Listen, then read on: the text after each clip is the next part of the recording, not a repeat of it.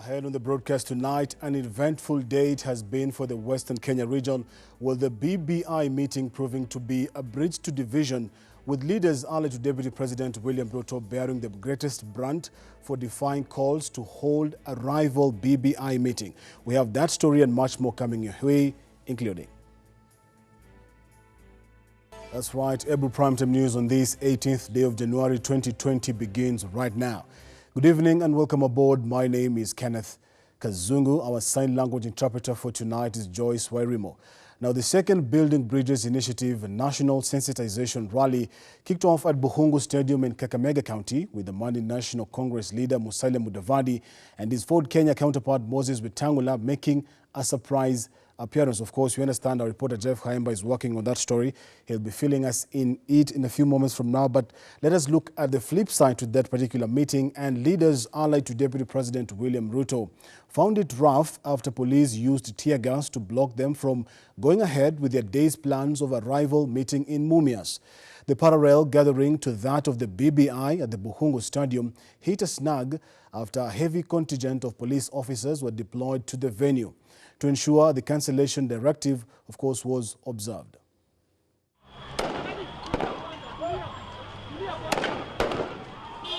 Running battles were the order of the day in MUMIAS, Kakamega County this afternoon, as Deputy President William Ruto's allies attempted to hold a gathering parallel to the grand BBI meeting at the Buhungu Stadium. Tunashangaa, sisi wale tulisimama na Mheshimiwa Rais, leo sisi ndio tunaletewa tear gas, leo sisi ndio tunaletewa polisi. Sisi tunaomba Mheshimiwa Rais kwa heshima kubwa, sisi tunakuheshimu na wewe ndiye amiri mkuu wa jeshi Kenya hii. Usirudishe Kenya hii kwa mkono ya wabeberu tafadhali. The day full of theatrics began when the politicians, including MPs Justus Murunga of Matungu, John Waluke of Sirisia, Didimas Baraza of Kiminini, Dan Wanyama of Webuye West, Charles Gimose of Hamisi, and former sports CS Rashid Echesa stormed the Shianda police station in MUMIAS to demand an explanation over the alleged disappearance of MUMIAS East MP Benjamin Washiali. Na vile Washiali amepotea, ningependa kuunga wenzangu mkono kwamba we take it seriously, kwa sababu hata mimi leo asubuhi Amalemba Estate police wamekuja kusingira gari yangu ndio wanishike, na mimi kwa sababu ninacheza hii mchezo nikatumia bodaboda nikawaachia gari yangu. Hell broke loose after the politicians attempted to address their supporters in Ekero and Shibare, a move which made the law enforcers to use tear gas to disperse the gathering. Wakulima wanateseka, ndio sababu tulikusanyika kama viongozi tuende tuangalie receiver manager amefikia wapi. Lakini ya kusababisha ya kwamba tumefungiwa mkutano wetu wa kupigania wakulima. Wameruhusu mkutano ya kwenda kupiga siasa. Ni aibu kubwa kwa serikali. Leo kuna watu wa Kenya ambao wanauawa na majambazi na tunaambiwa polisi hawako wa kutosha. Lakini wanaleta polisi zaidi ya polisi 800 kuzuia mkutano ya wakulima, and I think it's a big shame for the government of Kenya that they are deploying resources to block and throw a meeting that we are discussing Luyas, the matters of the Luya people for the other meeting that is happening in KAKAMEGA. The chaos wedged up to the River Nzoia Bridge, where police were forced to put out a fire that was lit on the road. The pro-Ruto brigade were to hold their meeting at the Nabongo grounds in MUMIAS, but police cordoned off the area as pro-BBI leaders led by ODM leader Raila Odinga and a host of governors attended the BBI rally at the Buhungu Stadium. As the running battles continued, the politicians decided to push their rally to next weekend. All right, let us now go to a top story. And the second Building Bridges Initiative National Sensitization Rally kicked off at the Buhungu Stadium in Kakamega County with the Mandi National Congress leader Musalia Mudavadi and his Ford Kenya counterpart Moses Wetangula making a surprise appearance. Our reporter Jeff Haimba is now ready for us, and here is his report. The opposition chief Raila Odinga for the second time led his troops at Buhungu Stadium in Kakamega County, drumming up support for the Building Bridges Initiative report. Moments after Raila Odinga arrived, the ANC party leader Musalia Mudavadi and his full Kenya counterpart Moses Wetangula made a dramatic entry at the Pombo Stadium after they hinted they won't attend the rally.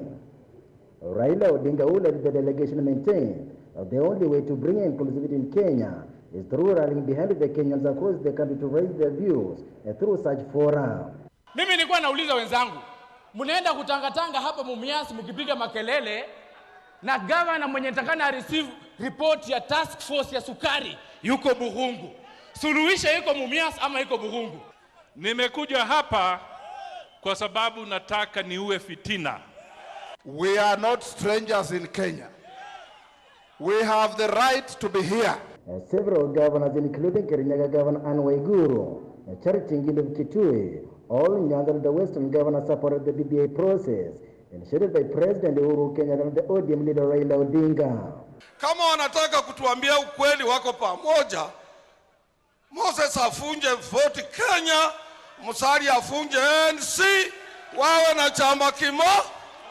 Kuna manabii wa uongo waliokuwa wametabiri ya kwamba Western imegawanyika haiwezi kaungana. Wakasema eti ninyi hamwezi mkajipanga, nyinyi ni watu kupangwa tu. Leo we have proven them wrong. The most important thing is the unity of the people of Kenya. And it must be a unity of purpose. It is apparent that the referendum process won't take place by June, as claimed by the CS Senator James Orengo, who now says immediately after the BBI team finalizes their process of collecting views from the Kenyans, a referendum will have to follow. We are talking about divisive election, so you must look at BBI in totality, not singly. Na wale ambao munasikia wakipiga nduru, wale wachache mutawaona tena wakinyenyekea kwa uhuru. We mzee tutame. Mumezungumzia tsunami miaka nyingi, lakini leo wacha niwaeleze. Tsunami ya uhuru na baba inabeba mpaka milima. Na kama hauko kwa BBI na handshake, ole wako. After the gazettement of the BBI team to carry out the second phase, the Garissa Senator Yusuf Haji-led committee will once again traverse across the country by receiving views from the Kenyans on what they feel should be included in the report before it's presented to President Uhuru Kenyatta. Reporting for Ebru TV, I'm Jeff Khaemba. Now, while all that was happening, the Deputy President William Ruto was in Ukambani, where he asked Wiper leader Kalonzo Musyoka to consider working with him ahead of the 2022 general elections. Now, this is despite the former Vice President expressing his unwillingness to work with the Deputy President. Have a look. It is a pact that could rekindle the memories of 2007 when both the former Vice President and the Deputy President belonged to one political formation before Kalonzo ditched the Orange Party to form his own. Ruto reminding Kalonzo of how he backed Raila in the 2007 elections and how the latter had backed Raila in both the 2013 and 2017 elections but failed. Ile makosa tu nilifanya sikumwambia Kalonzo huyu mtu apiti. Sasa Kalonzo amehangaika na yeye 2012 ikapotea. Amejaribu tena 20 ngapi? So kwa sababu Steven, wewe umejaribu kusaidia huyo, imeshindikana. Mimi nilijaribu ikashindikana. Mimi ndio huyu nimekuja nimesaidia Uhuru amekuwa rais. Sasa Uhuru anaenda retire. Sasa my friend, wewe Your Excellency Kalonzo, no problem. Tembea na rais. Tembea pia na Raila. Lakini tembea pia na Ruto. Huwezi jua. Ruto says it was about time for Kalonzo to try a different formula as his support for Raila had failed to yield fruits. But just as Kalonzo has in the past fervently denied the possibility of him working with the Deputy President, he steered clear of the discussion, saying there exists no pact between him and Ruto on 2022 succession politics. We have no option but to unite this country. Over that, please take it to the bank. We must unite Kenya so that it even makes sense for anybody to want to be president or prime minister. As it is, ni shida tupu. Even as several leaders converged at KAKAMEGA for the Western Kenya BBI meet, the Deputy President could not avoid the topic that is increasingly becoming a hot potato, saying the BBI meetings being held in different parts of the country by politicians are meant to divide Kenyans instead of uniting them. Na kila Mkenya ajitayarishe, atoe maoni yake, na tumesema hakuna maoni sahihi, hakuna maoni isiyo sahihi. There are no superior views, there are no inferior views. Former Machakos Senator Johnson Muthama took a different stand on the BBI, saying the Kamba community will make its decision known on the document once it reads it. Mungetuambia ukweli, mseme imerudishwa, sasa tunangoja tuone kitu gani imewekwa ndani ndio tuikubali au tuikatae. Mimi nataka kutangaza juu ya Wakenya walioko na maono kabla haijarudi tena, na tuangalie kitu gani imeandikwa. Hatuko ndani. They were speaking during the burial of Rael Mbelete, mother to former Health Cabinet Secretary Cleopa Maelu in Makindu, Makueni County today. Eric Mnene, Ebru TV. Some sad news now on President Uhuru Kenyatta has paid a glowing tribute to retired Judge Daniel Aganyanya, describing him as a great patriotic Kenyan who cherished the rule of law. In his condolence message, the president described the former appellate court judge as a strong anti-corruption proponent who spoke and wrote against the vice openly. On his part, Chief Justice David Maraga eulogized Justice Aganyanya as one who would be remembered for his stringent work ethic and for his commitment to the law. The 82-year-old is said to have developed breathing complications while at his Cheptulu home in Hamisi, Vihiga County last evening before succumbing at the Aga Khan Hospital in Kisumu.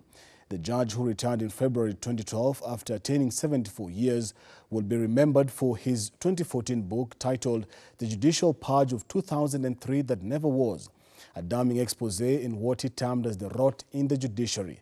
In the book, the former judge, who was also struck by polio at an early age, claimed that judges were bribed using, among other things, cash and trips abroad to tilt rulings. He survived the purge in 2003 and continued serving as a judge for 38 years before retiring in 2012. His body has since been moved to the Aga Khan Hospital mortuary in Kisumu.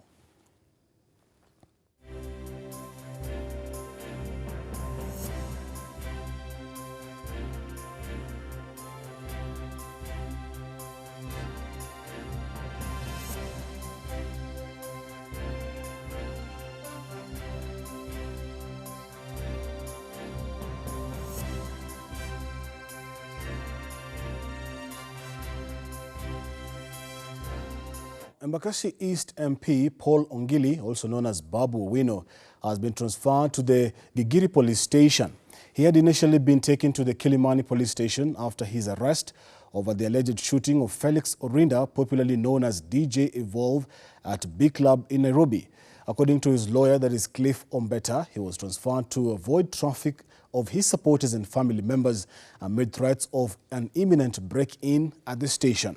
Ombeta has also noted that police officers conducted a search at Babu OWINO's home in what he believes is an operation to recover ammunition. Babu OWINO is alleged to have shot DJ Evolve at the club at Kilimani on Friday morning. The DJ was rushed to the Nairobi hospital where he underwent an emergency surgery to remove the bullet that was lodged on his neck. The Embakasi East MP is expected to be arraigned in court on Monday as investigations continue. They have taken whatever they took, which is included just the remaining ammunition that were in the house, which is legally entitled to be having. And then thereafter, they came to Kilimani police station, whereby some further statements were written in relation to what has been recovered. All I can confirm also is that the victim in hospital, the bill at this particular moment, well, until about an hour and a half ago, was 600,000, which Babu himself has actually cleared. He sent his wife. The wife has paid the 600,000. The family, we know, could not be able to afford. But then again, this is at least then to show even the remorse part of him, the human part of Babu, so that we can always forget these issues that come up about him insulting the president and him insulting Pasaris and insulting everybody else and what he says. Some more news making headlines tonight. In the Ministry of Education has extended the admission of Form 1 students to January 24, that is next Friday. That is according to the Education Principal Secretary, Dr. Professor Belio Kipsang, who has affirmed that thousands of students have not been admitted for failure to pay of their school fees. Our reporter Melia Kisienya with more. In a circular to regional and county directors of education from the Ministry of Education, the exercise has been extended with 1 week to ensure that no learner is locked out of secondary school following the growing demand of students who have not been admitted.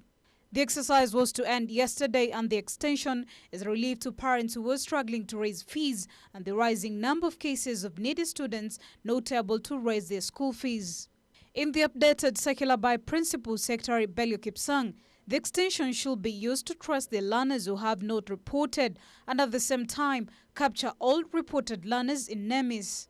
Reports of any students locked out of the exercise due to any issue, including the needy cases, Kipsang has called upon school principals to direct the cases to respective educational officials, a move that was earlier this week addressed by CS Fred Matiang'i. We want all the children to be given unfettered access to schools,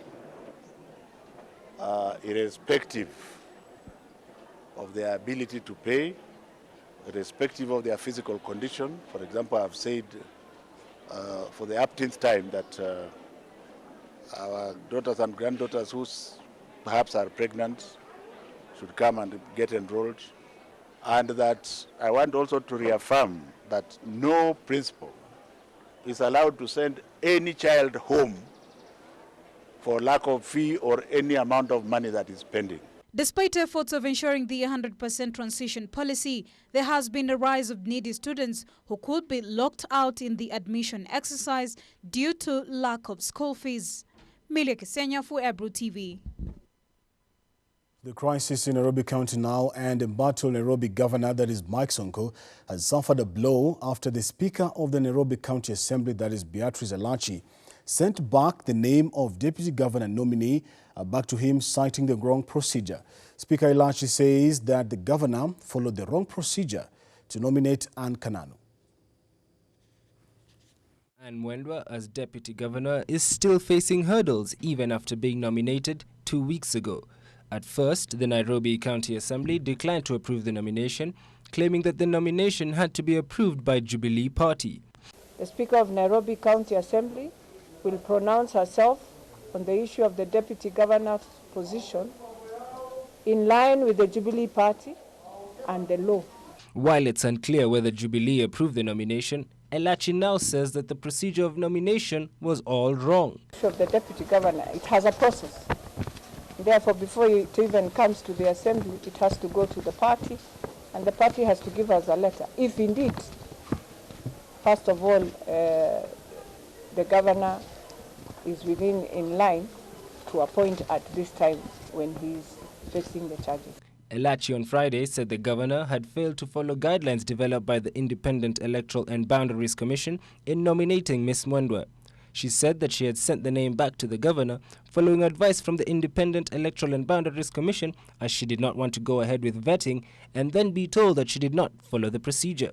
According to the guidelines, the electoral agency considers a deputy governor to occupy a political seat and must therefore meet qualifications as stipulated in the Leadership and Integrity chapter of the Constitution.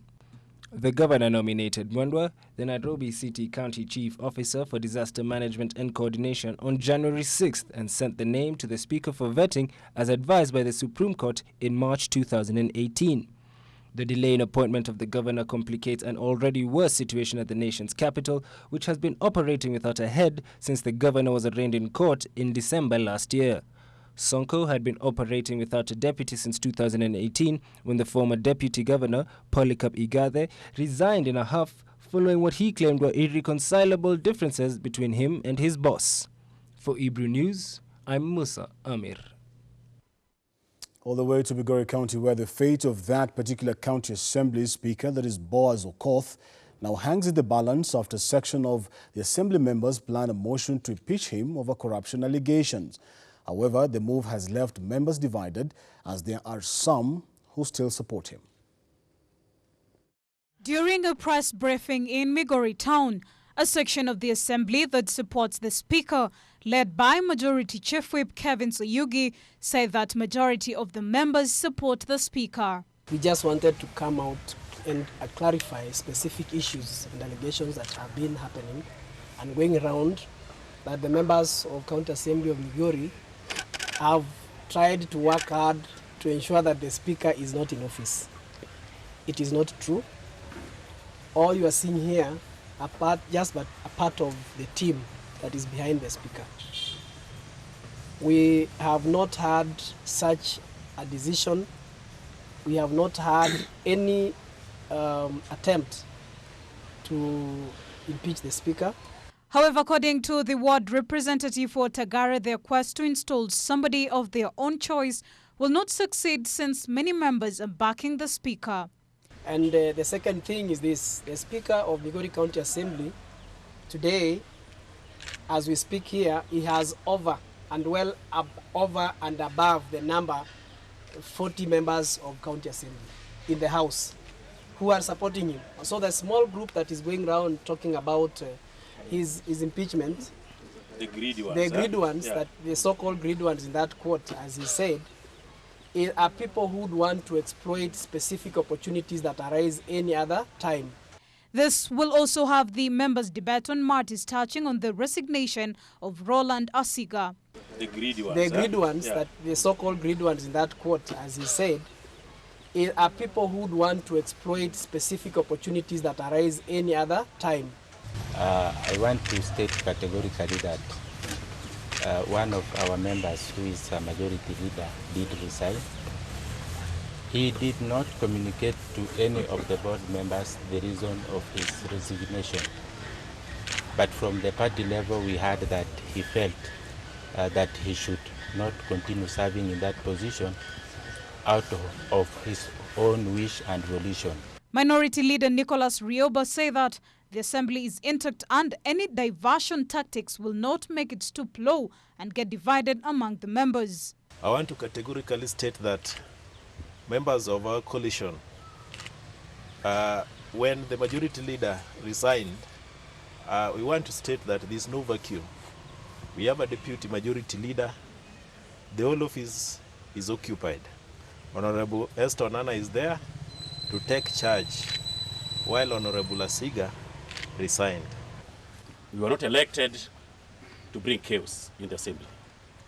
Our main duty and role is to ensure that development is realized at the world level. We are now here talking about the leadership of the assembly again. So I want to tell those who are interested in bringing chaos in the assembly that we are not ready. We will not support any other person who want to stand between the development that we should be offering to our people because of their selfish interest. Efforts to reach the other faction bore no fruits as most of the accused did not respond to any calls and messages. Milia Kisenya for Ebru TV. All right, now the mental health practitioners warned the Ministries of Health and Education to mainstream basic mental health education in the school's curriculum in efforts to scale up awareness about mental well-being and against stigma. The counseling psychologists, civil society groups and the clergy and the practitioners decry the rising incidence of homicides and suicides among the youth and teenagers across the country. According to one of the councillor, Mushemi Ndungu, there's need for children to learn signs of mental illness and points of assistance. We need to apply the public health model of preventing, of mitigating, of managing mental health issues. He urges that this is a way of scaling down the population of mentally ill people abandoned in the streets. Establishing what I would call the employee assistance programs in our workplaces, in our universities, in other institutions that would look into the welfare and the health needs, including counseling, stress reduction, parenting skills. The Dean of Psychology at Egerton University, Lilian Nyangaya, recommended the integration of basic mental health in school, saying it will help boost awareness levels among people about mental illness and where to seek help. our association felt that there is need to invest in promotion and preventive strategies, because mental health is here with us. How are we going to prevent so that those who are not affected or infected don't get affected or infected? Nyangaya has called for incentive investment in research and innovation in the approach to diagnose and treatment of mental illness, saying new methodologies should be centered on recovery and stave off lapses. The government have thus been urged to license more physiatric nurses who have trained locally and abroad to complement the effort to manage mental health. We need to give scholarship to those nurses who are willing to go to do the courses so that they can be motivated to do the course and come and bridge the gap. Professionals at the Nakuru Level 5 hospital report that 1 among every 100 patients at the facility is diagnosed with one form of mental illness. They described the backdrop as unsettling, a problem calling for concentrated action among education and health stakeholders. Of concern at the forum was the cost of mental health care locally, which is not affordable to many. Njeri Njogu for Ebru TV. To Meru County, where the Law Society of Kenya, Meru chapter, now has vowed to weed out quacks masquerading as advocates in the region. The just elected Meru Bar Association office holders announced their commitment in putting to an end to the practice of quacks that have invaded the profession. Speaking after being declared the winner, the new Secretary General Joel Mutuma, who garnered 66 votes against his contender with 36 votes, said his first assignment in office will be to ensure that unqualified people posing as advocates will close shop. Mutuma says the new leadership will crack their whip on all the entities that do not possess practicing certificates, following reports that they are in town fleecing unsuspecting clients. Ready to hit the road running from Monday. We have identified a few areas that we need to tackle, especially in the areas of the quacks who are really increased in Meru. And I think because the further state is here, it's important they hear we are coming for you, and we are coming with a big force. The other new officials elected included the Treasurer Michael Ngunjiri with 59 votes, who won against David Nakisha with 52 votes, and the unopposed Vice Chair Gloria Mularia, Vice Treasurer Stephen Muriare, and Vice Secretary Hiram Keremi. The current chairperson, Ken Murioki, whose term had to be extended for 45 days after the election for the seat was suspended following a debacle that one of the contestants allegedly would not meet the conditions for election. Murioki called for solidarity among the association members, reiterating that quacks have no place to work in Meru. We start all the work. I ask all the members to support us, support the leadership, and also ask that we continue uniting each other together and having a cohesive kindly, so that and with respect even to my junior colleagues and the same to our senior colleagues, we just continue addressing each other with respect. The candidate Stephen Babu, who was to face off with Mwanzia Mweya, challenged the allegations, maintaining that he was qualified to participate in the election, only that all his practicing certificates had not been funded to the election committee. Business of the day had to be delayed for minutes before the committee came up with the decision to conduct the election of the 2 seats, suspending the chairmanship poll. According to the association rules, one qualifies to contest in the election as a chairperson after having worked within the center for a minimum of 5 years. The chairman's election was suspended after a committee was appointed to deliberate on the way forward, further recommending that the sitting chairman, whose term has expired, stays in office for 45 days to allow the same team to come up with the way forward. All right, from Meru County, we want to take a very short break. We'll be back with the latest in the world of sports. Stick around for that. All right, Africa volleyball representatives to the Summer Olympics in Tokyo game, that is Marquee Strikers, will have a chance to stage a month-long overseas training camp before they depart to Japan for the multi-sport event. The team will be returning to the quadrennial event for the first time after a 16-year hiatus. After smashing all opponents to emerge top during the Africa Olympic qualifiers held in Yaoundé, Cameroon from January 5th to 9th, to book the sole ticket reserved for the continent during the Summer Games, the team has been requesting for immediate, proper training. And on Friday, when the President Uhuru Kenyatta hosted the national women's volleyball team at State House Mombasa, he commended them for putting the country's profile on the global map through their outstanding performances. Malkia strikers are expected to start preparations for the games in April. We are here to encourage you as you continue, that you're still up there. And as I always tell people, it's not the fact that you win, it's how hard you try. It's the effort that you put into it that matters. The head of state has termed the team's qualification after 16 years of waiting as proof of Kenya's rising profile as an African sporting powerhouse, and now wants the team to get the best preparations ahead of the Summer Games primed for July 24th to August 9th in Japan. We will train at Kasarani for 3 months. Then they would like to have 4 weeks in Turkey and Slovenia. Then before going to Japan, where we shall be hosted by the Japanese. We are committed to providing them with the facilities that they need to train. From whenever they tell us, they're ready to start training until they go to Tokyo. Na hiyo unasikia kama wanataka kwenda muende, kama ni huko waende. Whatever it is that they need to do, to prepare themselves to face the world, we must give them. It is the third time that the volleyball queens will be representing the country at the Olympics, having graced the 2000 and 2004 editions in Sydney and Athens respectively. Kenya has, however, never won a match at the Olympics, and the team now aims to make history in this year's games. We are not going like we are the African champions. We are going to make history in Olympic this year. And we want you to be the world champions, not only in Africa, but also we're looking forward in the Olympics where you'll be successful. And we shall be proud of you, whatever it is that you bring. Already you have won, as far as some of us are concerned, right? So hiyo ingine munaenda ni ile inasemekana that is cream on the cake, but you have already delivered the cake.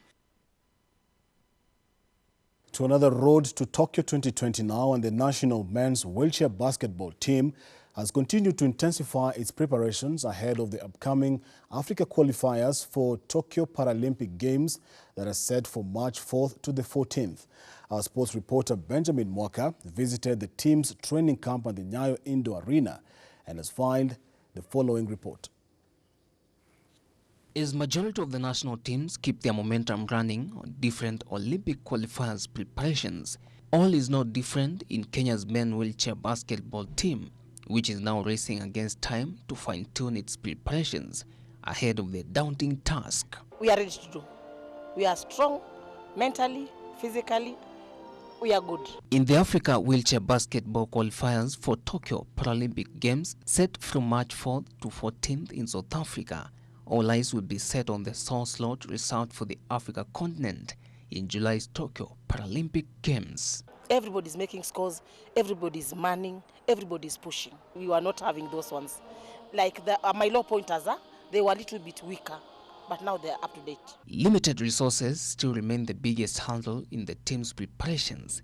It, however, insists that their preparations are currently on a right track as they continue to fix more unique skills in all departments. They normally give us the kits, but the wheelchairs are a little bit too expensive. It's 180K one. So it's a little bit expensive, but we'll manage with these ones. So long as we get the tires, we are good to go. And as different national teams gear up their preparations ahead of their upcoming Tokyo 2020 Olympics, same is the national wheelchair basketball team, which insists that they will grasp the sole ticket reserved for Africa continent at the upcoming multi-sporting event in Japan. Having trained indoors last week, the team has now shifted its focus on the outdoor system as a way to counter any possible acclimatization challenges. Now we are doing outside because we want the endurance. We are burning out fat. And the changes has been there because we have speed now. The guys are pushing. Benjamin Mwaka, Ebru TV, Sports. Wow, what an inspiring story by our very own Benjamin Walker. Benjamin Walker, thank you for that. And that is Ebru Primetime News on this 18th day of January, the year 2020, on behalf of the super amazing team that has helped put this bulletin together. Thank you so much, Kenneth, for watching. My name is Kenneth Kazungu. Our sign language interpreter for tonight is the lovely Joyce Wairimo. See you soon, and God bless.